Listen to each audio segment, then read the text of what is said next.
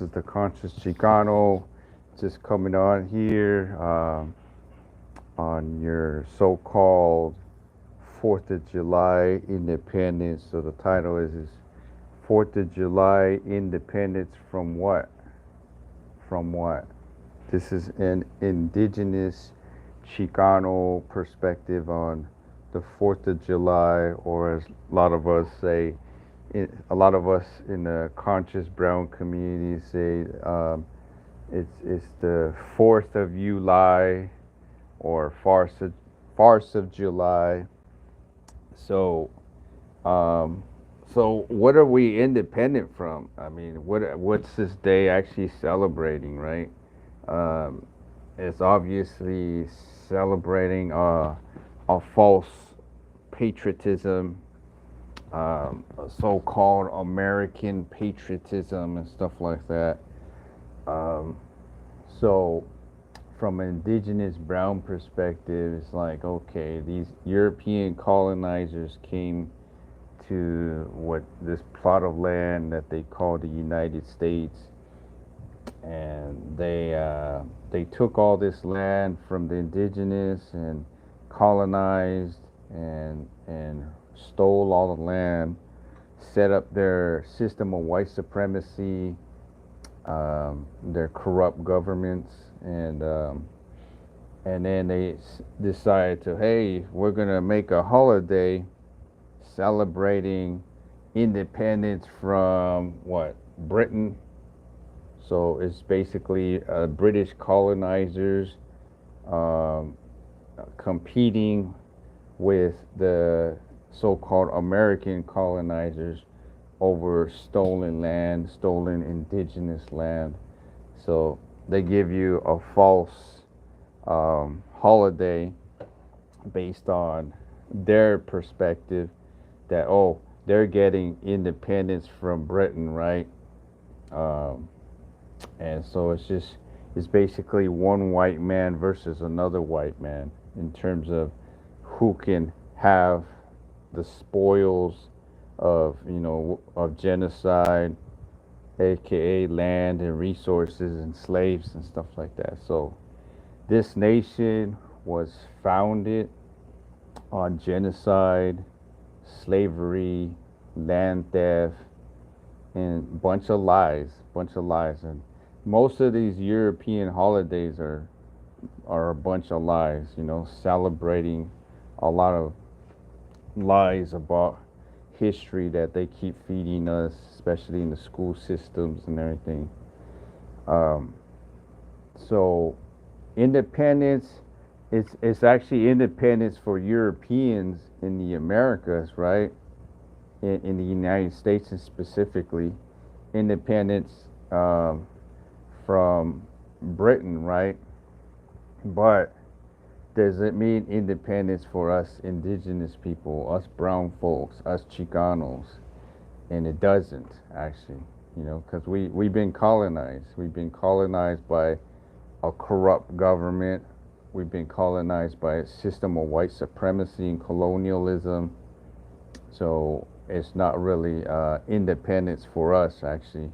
We're actually still under their rule, under their colonialism.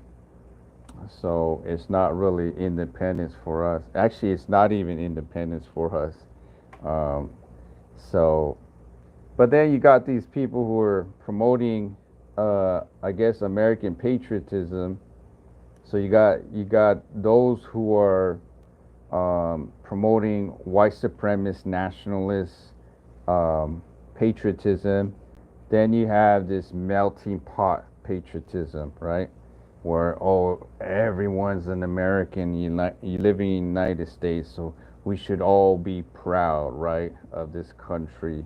And we had brown and black and all these different ethnicities um, involved in some of the wars, and they fought in these wars. They fought in the military. You got these natives who raised the flag and say that, oh, we used our language to win wars, for the United States. So you got this melting pot patriotism that exists to this very day. And my criticism of this is that there's without a doubt that brown and black and other ethnicities have, you know, fought, for the United States and built this country pretty much. But here's the thing, though, it's still that melting pot. As I know, I remember reading Vine Deloria Jr. saying that it's like a melting pot that's still it's still controlled by white supremacy and colonialism, pretty much. That's not a direct quote, but it's basically summarizing what he was talking about. So it's this false melting pot, right? He even goes into how they use this melting pot type theory to steal indigenous land. So he basically, the government says, hey, um, you know, this native land that, this is not only yours, it should be everybody's, right? And so this justifies the government stealing indigenous land and claiming it's for everybody, but yet it's being stolen and it's being controlled by European colonizers and white supremacists, right? So this is the trickery. So I don't really buy into that whole melting pot false patriotism. Obviously, the white nationalist, white supremacist patriotism is bad and evil. Obviously, people don't like that, but then they go for this melting pot type patriotism where everybody should be proud to be an American, right? Well, not everybody though, right? If you're actually a conscious indigenous person, brown person, you're gonna question that, and say, wait a minute. Um, yeah, they push this melting pot theory on everyone and multiculturalism at times, and they tell you, oh, this America is a land of immigrants, right? So they always mention the European immigrants all the time. But when it comes to Mexican immigrants or just other brown immigrants, it's like, oh no, we gotta kick them out. We gotta set up this border, right? So, but they're okay talking about white immigration, and it's okay and justified and this and that. How they came and stole the land and started settling on these lands, just like how Israel's stealing a lot of the Palestinian land. But so they want you to be okay with their immigration, but not the brown immigration, right? The other indigenous immigration, right? So we got to question this whole melting pot, multicultural patriotism. It's still colonial and still white supremacist. So I don't buy into that.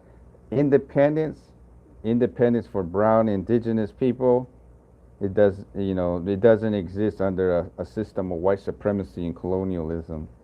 We still got this corrupt government ruling us. Look at Congress. Most of them are European or Jewish, or Zionist control or white supremacist control. That corrupt government is, dictating and controlling the economy, the politics, and all kinds of things in our daily lives. So we don't truly have independence, right? And this whole nation was founded by secret societies, white supremacists, Freemasons, Luciferians. And so, should we be proud of America? And then there's some people in some of the Mexica or indigenous circles will try to like use the argument that, well, America it's an indigenous word from South America. It comes from Americua. It's like a serpent deity and stuff like that. So America means the land of the serpents or something like that. Um, and I know there's a guy named Jack D. Forbes who even talks about that. Um, but then some argue it comes from the word America comes from what's it? Amerigo Vespucci, the Italian so-called explorer and everything. So there's a debate on where the origins of the word America comes from. Um, but I found out that even despite the whole argument from, say, Jack D. Forbes, actually, I used to, I actually talked to Jack D. Forbes at times. I agree with a lot of stuff he wrote about Aztecas del Norte, but I don't agree with him on that he's kind of trying to indigenize the word American in some sense. But I found out what happened is that the Freemasons, Ralph Epperson talks about this. Um, the Freemasons actually took the indigenous word in South America, Americua, right? And since they're Luciferians, right, they wanted to rename the Americas or United States as the land of the serpent, right? But they just that's they believe in the serpent. They believe in the Luciferian serpent and stuff like that. So there's some occult origins and history to the United States, and this it's ever since the United States was founded. It was founded by occultic white supremacist Luciferians as well. And a lot of the Freemasons are also Kabbalists too. So you got Zionist interests as well. So I know Albert Pike talked about how Freemasonry is basically, um, Kabbalah, right? And the light that they believe in is Lucifer, right? So um, so a lot of this stuff, the founding fathers, I actually have on my Rumble account, rumble.com. Go check out the Conscious Chicano, and it talks. I have you go scroll on my pages, you'll find a bunch of documentaries on the founding of this nation and this satanic, occultic origins and everything. Um, so definitely. So that's why I'm not really patriotic, you know. Obviously, I'm not a white nationalist, white supremacist patriot, right? But I'm not a multicultural melting pot patriot either.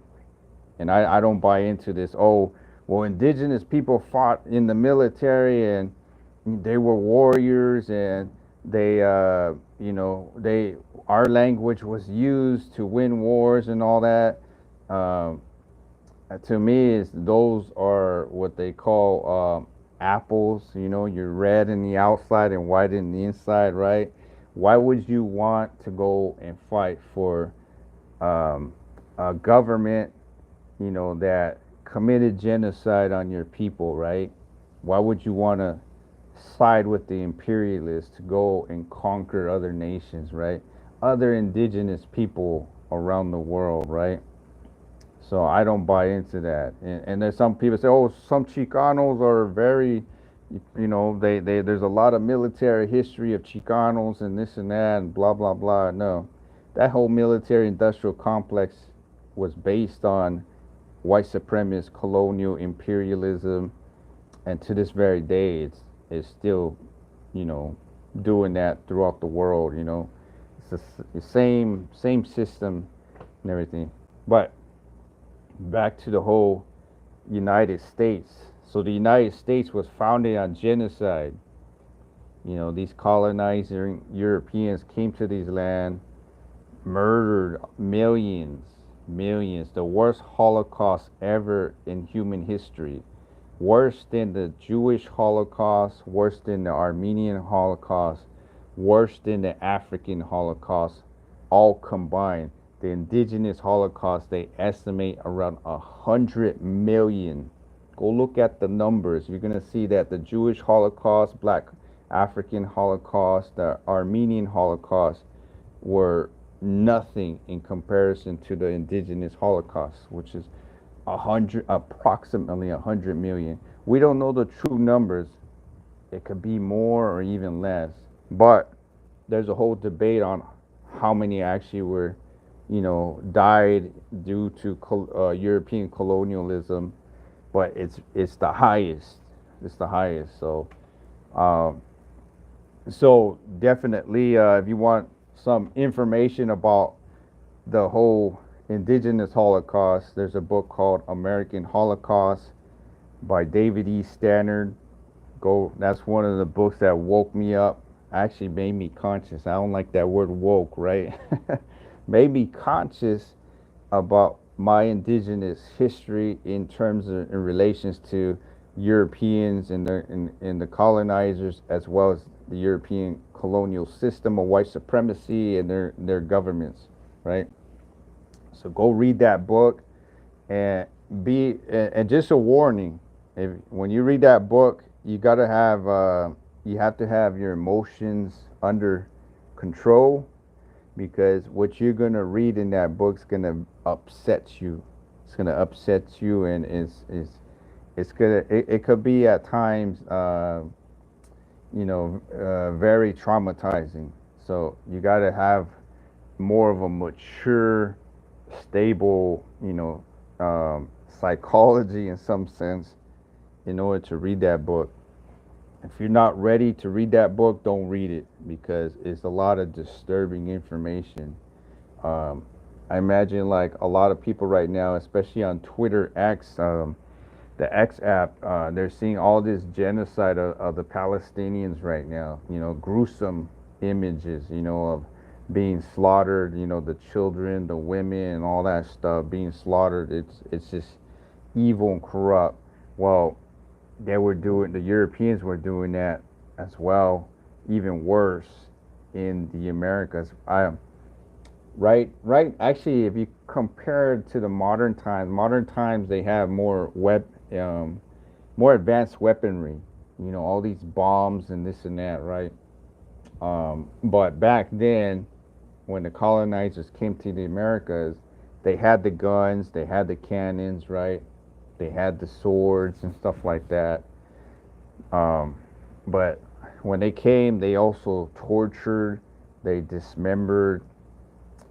There's some gruesome stuff. I can't go into all the details, but the Europeans they accused indigenous people of being savages. They were actually doing self-projection, as they call it in psychology, where they were actually the savages that are, you know, committing all these crimes against humanity and everything. Um, so we have to dispel. We have to go into the real history of the United States, or some people say the United Snakes, right, of America, right? um, but yeah, it's just genocide. They would torture, indigenous people. They would burn them at the stake. They would cut off fingers and body parts and all that. They would even like cut off their private parts and wear them on their hats and stuff like that, as a like kind of like a trophy in some sense. They would scalp indigenous people, sell their scalps and everything, and they would buy that. This is how sick these people were. They would wear all this, like you heard of like leather boots and all that, but they would skin indigenous people and wear boots made of the skin of indigenous people. This is how sick these people are. And yet they come around and act like they're civilized, right? They come off with this, I'm more advanced than you and civilized and all that. When they were doing all these atrocious things, they would massacre people in villages. While they were asleep, they would just burn their villages, and they would just gun them down. Women, children, elderly, everybody. So they were doing a lot, hanging people, hanging indigenous people around all throughout the Southwest. You hear about African Americans being lynched everywhere, but some of the worst lynchings in the Southwest were done to natives as well as Mexicans as well. So a lot of people don't even know that history. I actually get another book called Occupied America. There's another one, I forgot the name, but Occupied America kind of goes into that kind of stuff as well, by Rudy Acuna. So definitely, so genocide and slavery too. They enslaved. You think of just African slaves, right? But they also enslaved indigenous people as well. They was sell 'em, and trade and all that. They had indigenous slaves as well. The synagogues would have sell slaves, both African and indigenous as well. A lot of them. Um, so they had slavery, genocide, land theft. They would steal land left and right, everywhere. This is how they became wealthy and powerful off the resources, right? That's why most brown people are either poor or the underclass, right? Is because their land has been stolen and their resources have been stolen, their wealth has been stolen, and then they set up a caste system, an economic caste system where most of those people are on top, owning most of the land, most of the European colonizers, and they do certain things where it goes on to their it just goes to their children, right? The land and resources goes to their children, and they keep it in the family. I remember I went to Arizona one time, and there was this big plot of land, and some people were asking questions like, "Oh, who owns this land?" And then the guy said a certain family, and it's like, "Oh, okay. So how did they even get this land?" And then somebody said, "Well, when they came, I guess for the whole when the Europeans were going from the East Coast to the West Coast, they were basically robbing and stealing land, and so this is where they claimed the land, and it's been passed on from one generation to another, and this is why they're rich. This is why a lot of European descendants are rich and wealthy, is because it goes all the way back to colonialism and land theft and genocide. Okay, so we have this history, this dirty history of the United States. And it's not only genocide and slavery, but rape as well. A lot of Europeans were raping indigenous women, right? Even African women as well. And it's the European colonizers have a rape culture. They're predators, and they go throughout the world doing the same thing. That's why they prey on Asian women, right? They prey on other women of color and everything. They have this fetish, right? And it's from the colonizer mindset, right? It's their predatory mindset and everything. So we not only have history in the United States of genocide, slavery, rape, um, and what else? Some other aspects, but I mean, I could go on to all the atrocities, deception and lies. Let's go into that. Infowars, right? They set up a false history, right, of their of the United States, right?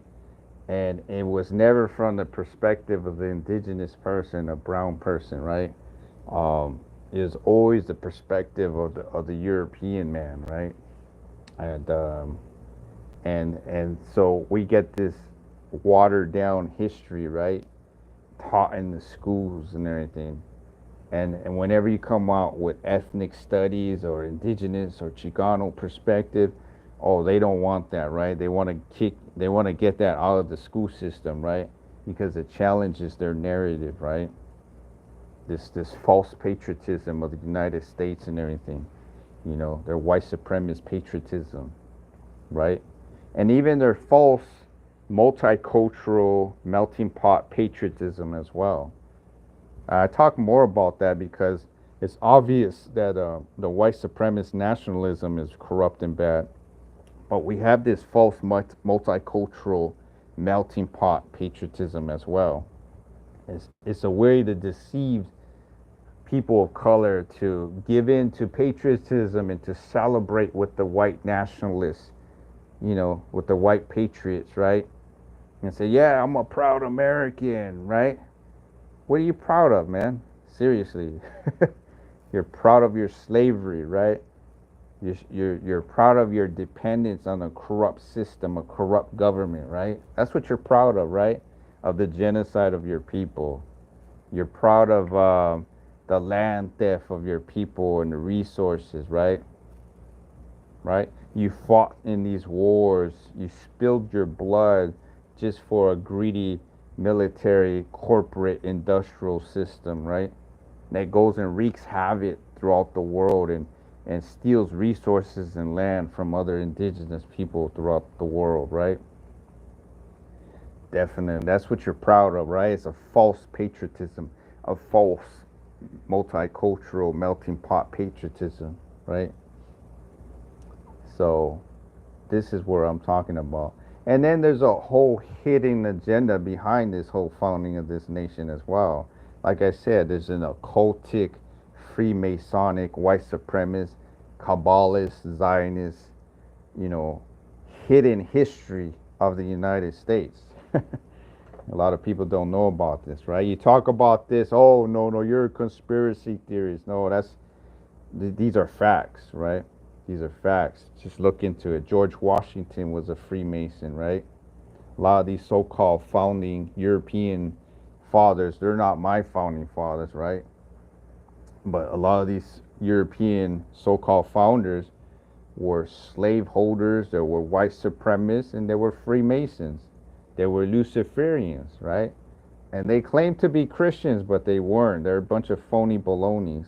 Because if you were a true Christian, you wouldn't be a Freemason, you wouldn't be a Luciferian, you wouldn't be doing all this slavery and genocide, right? It's just phony, right? Phony. So they give you this deception, this false patriotism, false history. So another good book called Lies My Teacher Told, right? That's an old school book right there. Howard Zinn's People's History of the United States. That's another one. Stolen Continents. There's some good books. Yeah, obviously, American Holocaust was a good one of the best in my perspective. Occupied America. It's another one by Rudy Acuna. Gives you a Chicano brown perspective and everything. So definitely. And you could go into all the native history too. Bury My Heart at Wounded Knee, stuff like that, you know. What else? Ward Churchill, you know, was it A Little Matter of Genocide? He has some pretty good books too as well. Um, I remember they were attacking Ward Churchill because he criticized the whole 9/11 narrative and stuff like that. So, um, but you know, whether he's indigenous or European, the fact is that the information he wrote, just like David E. Stannard and everybody else, was pretty much on point, mentioning the genocide, the slavery, you know, the land theft, the rape, you know, all this colonialism and imperialism. And I get deeper. I get deeper where you get into the occult history, the you know, the so-called New World Order, right? The Freemasonry, the secret societies, the Luciferians, right? Manly P. Hall wrote a book. Manly P. Hall wrote several books about the founding of this nation, right? And he talks about secret societies were behind the founding of this nation, and they funded the founding of this nation, right? Um, and and and without a doubt, Columbus was funded by secret societies as well. They said even Jewish secret societies, because they had the money, right? Cristobal Colon was his real name. He was a Portuguese Jew. That's what now archaeologists are saying. So there's a lot of dark occultic hidden history to this United States, right? And so just be aware of that. It's like I see a lot of these Christians, a lot of these patriots are, oh, God bless America, right? This, you know, this nation is, you know, what is it, the white Anglo-Saxon Protestants, you know, perspective, right? God bless America, right? Well, first of all these guys that claim to be Christians that founded this nation weren't even real Christians. You're not going to be committing genocide and slavery and rape if you're a true Christian, right? You're not going to be a Masonic Luciferian if you were a true Christian, right? So we have this false patriotism.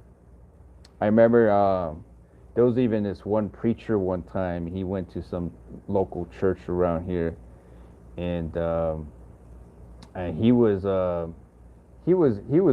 giving actually a racist point of view on how the indigenous need to be civilized, right?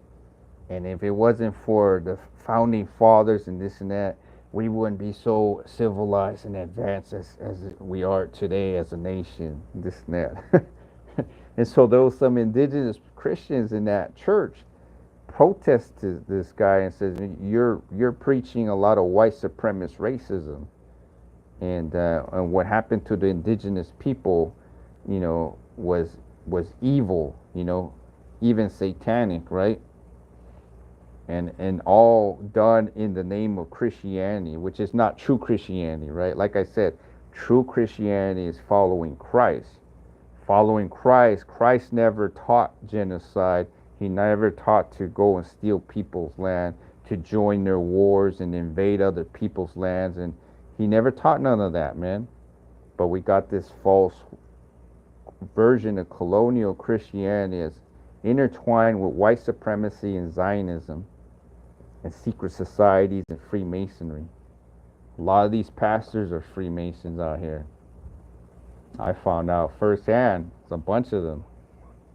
And, some of these famous preachers.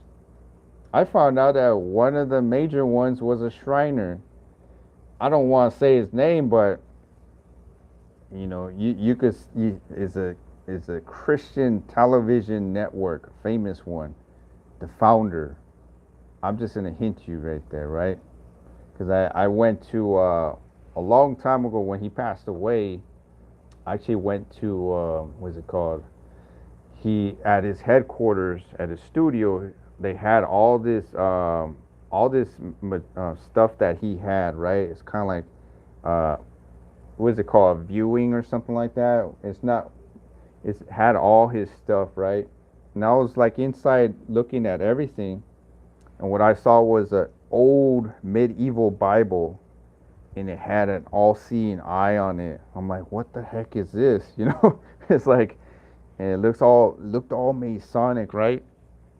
And then I happened to look at he was a member of the Shriners. What is the founder of a Christian worldwide Christian television network? What is he doing being a Shriner? You know what the Shriners believe? They're into Islamic mysticism. What is and you have to be a high-ranking Freemason to be part of the Shriners, right? What is the owner of one of the biggest Christian networks being a Shriner? What is he? Why is he a Shriner? You know what I'm saying? So you got to question all this stuff. They've been lying to us, man. It's just a facade. This is their hidden agenda, right? There's actually some good books. I forgot the name of it, but there was some good books. I actually have them. I have to go through my library. I got so many books, but it talks about the cult history of the United States, and it even links to like.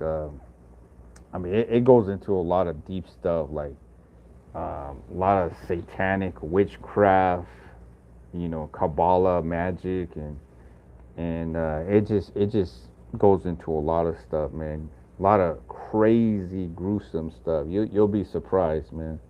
This so-called Benjamin Franklin and everything, he was doing some shady stuff. I think they even found like bodies under his house and stuff like that. He was doing all kinds of experiments and stuff like that, and I think it was probably on slaves and stuff like that.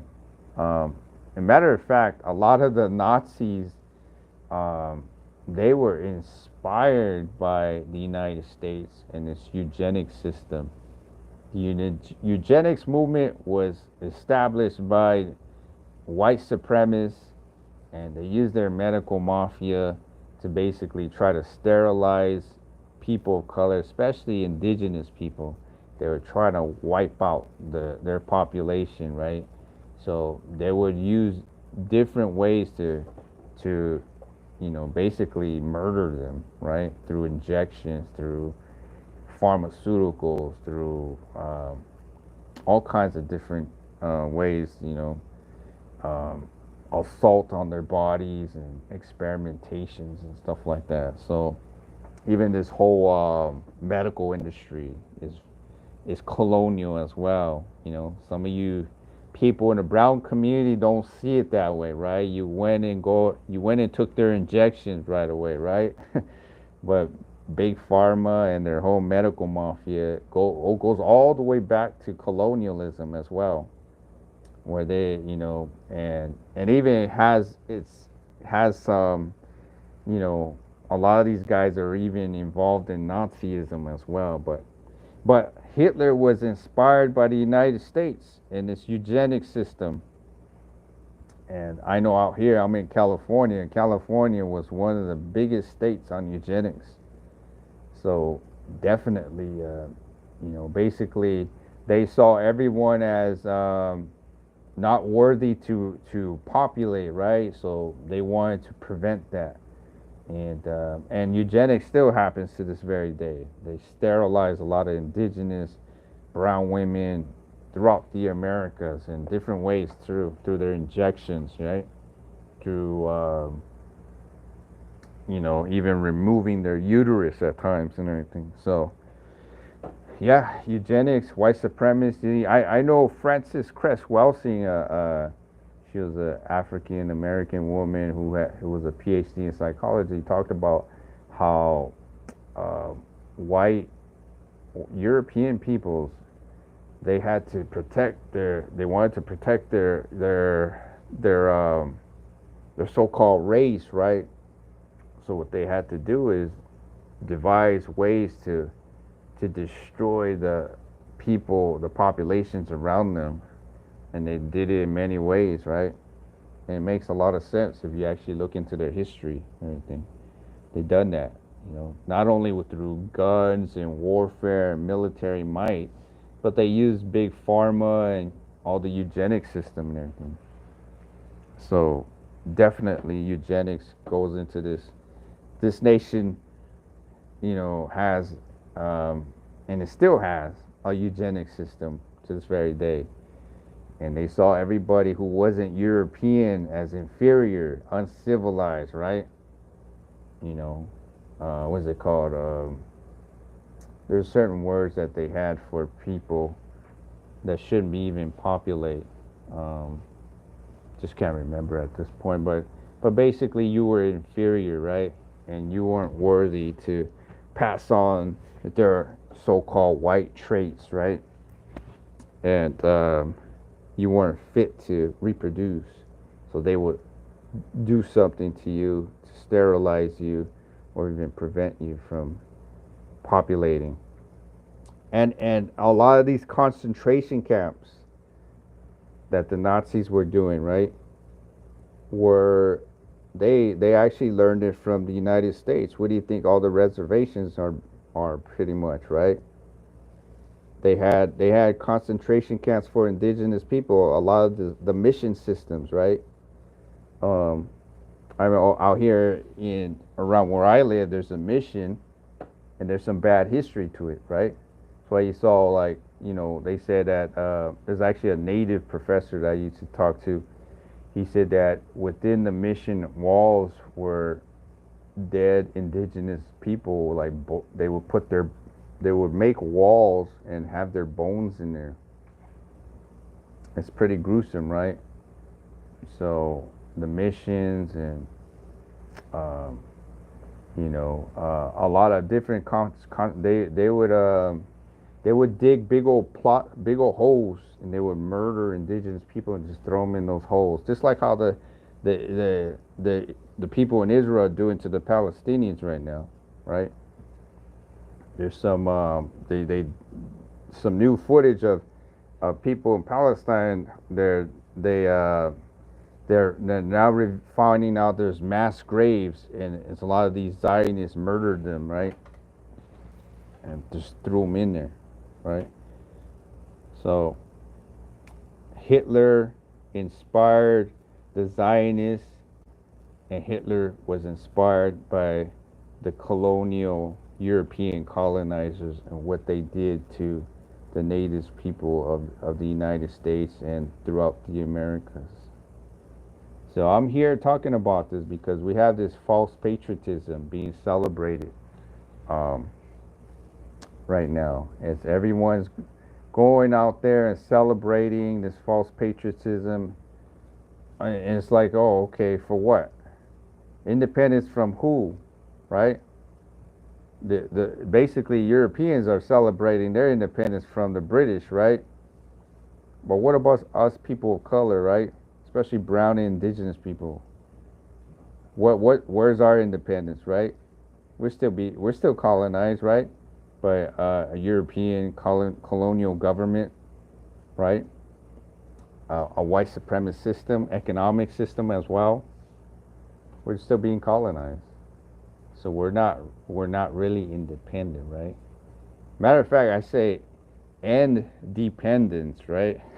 Dependent under colonial, brainwash, the colonial system, right? Um, as much as possible. I know we live in this matrix, this white supremacist matrix, right? A lot of us, we live in this, system, right? And we have to kind of, hold on, kind of have to survive, right? We have to survive, right? And we're living in this matrix system. We got to make money, right? But at the same time, it's like we're connected to this corrupt system, right? So I see it as kind of like the matrix, the white supremacist matrix. That's what I call it. But even if you live in the belly of the beast, well, the best thing you can do is milk the beast system, right? Use it to your advantage, right? Use it to benefit you and your people, right? That's what because or create new networks, right? Other systems, right? Systems where you can survive, right? And so it's like, we still live in this system, right? But you could create alternative systems, right? That are based on good values, indigenous values, So there's ways to working, outside the system as well. And so definitely. So what are we independent from? Right?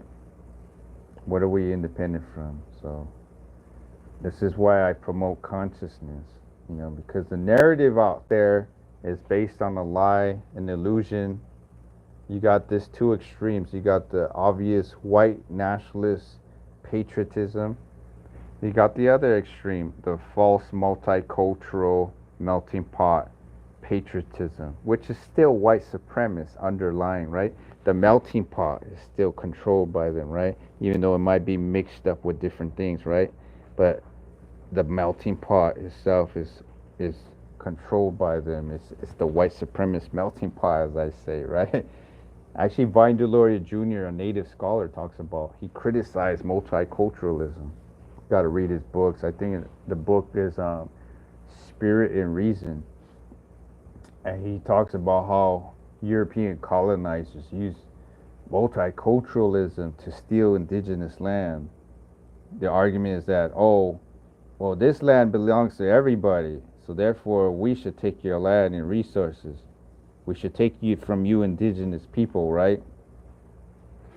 I've seen that applied in many ways, right? Sometimes it's even applied to even Mexicans and Chicanos out here.